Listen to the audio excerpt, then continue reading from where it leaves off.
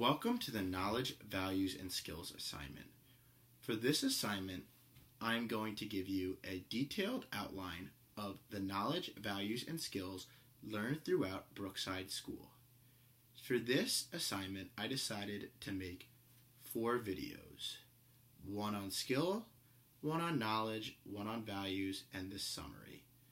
Just so you can understand how each element within skills, knowledge, and values relate to my experience at Brookside School. For time consent, I decided to make this summary my submission because the videos ranged from 5 to 3 minutes and did not describe the required elements above.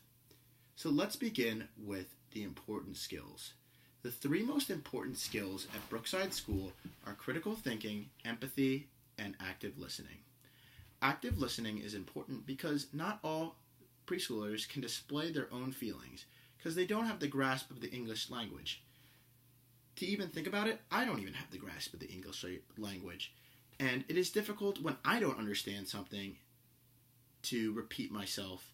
So I really hate making them repeat themselves. So being an active listener within the session is really important because even though they're jargoning, they're working their hardest to display their feelings.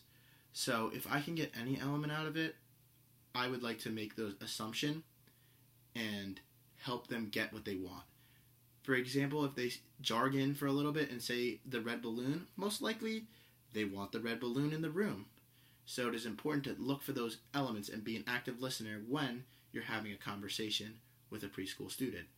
Next, let's talk about empathy. Empathy, I think, is one of the most important elements of parent counseling and training because the world tells them that they stink and they only talk about the issues. For example, a teacher called about a child having dirty nails. Well, dirty nails are not that important. What is important is the child is loved. And being able to empathize with the client and say, listen, if you're working late and you don't have time to bathe your child, that's okay, and your situation sucks. And ask them where you can help out instead of just dogging on them and saying you're a terrible parent because you don't have time to bathe your child, which is not true for most parents because they love their child. Let's move on to critical thinking, which is more important when it comes to adaptive play therapy. Critical thinking is important because you have to meet the client where they're at. For example, not a lot of students really know how to play Operation, but it is a great tool in learning how to share and take turns. So I adapt the game by putting little toys in the areas where the little bone or rubber band or butterfly is supposed to be and have them remove it with their fingers because the tongs are even hard for me. And being able to adapt and think on your feet is very important because they're getting the skills that are incorporated by the game without playing the game the proper way. And I don't really care if they're able to take the prongs and remove the little bone or something because that's not important. What's important in play therapy is learning to share and take turns. Let's move on to knowledge.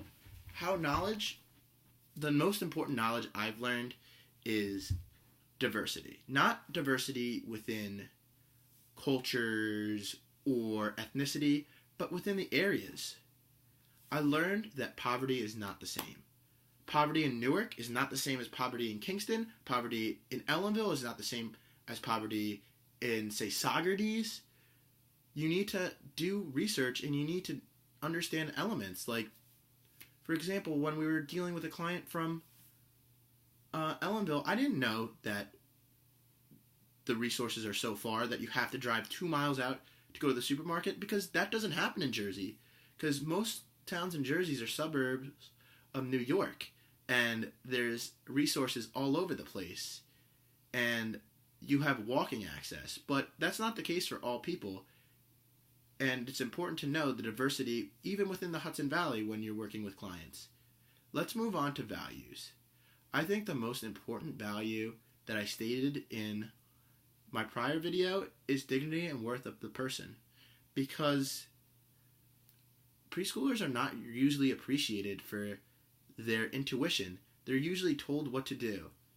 Here are the ABCs, here are the correct numbers, but they're not appreciated in the education process like us college students. They're not able to raise their hand and say, "Professor, can you talk about this issue?" But when they come into the room, they have the ability to dictate their own learning. And I think it is important to have the client be the leader in their own experience. For example, when I am at work and I set out a game to play and the client doesn't want to play it, I'm totally fine with changing because it's their session.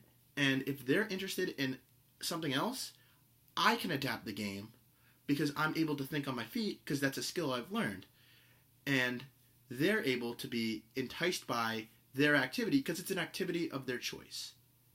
So now that we have this extra minute, I would really like to talk about how I'm going to use this tool in the future. I'm definitely going to use this to improve my public speaking because I'm very hard on myself and I'm a perfectionist. And I don't usually get to gauge my public speaking as much as I get to gauge my writing because I don't have the opportunity to go over it with Diane or go over it with the Writing Center. This gives me the opportunity to go over my public speaking because I haven't even done a video since junior year, and I think it's very important to improve your public speaking skills just like your writing. And I totally agree with you that each knowledge, value, and skill has been improved since the beginning. I would like to tell you a story of when I was in junior class with Daria. I was dealing with a client from Hudson River Housing, and it wasn't my element, and I was shaking nervous.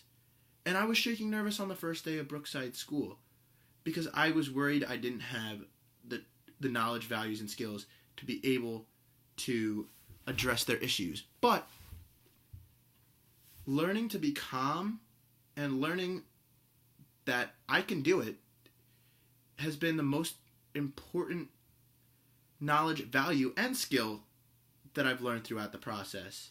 And having that self-assurance has really elevated my skills from now until freshman year. And that's why I improved my GPA from a 2.7 to a 3.4, which I have now. And I appreciate this opportunity, and I would like to say goodbye. Thank you very much.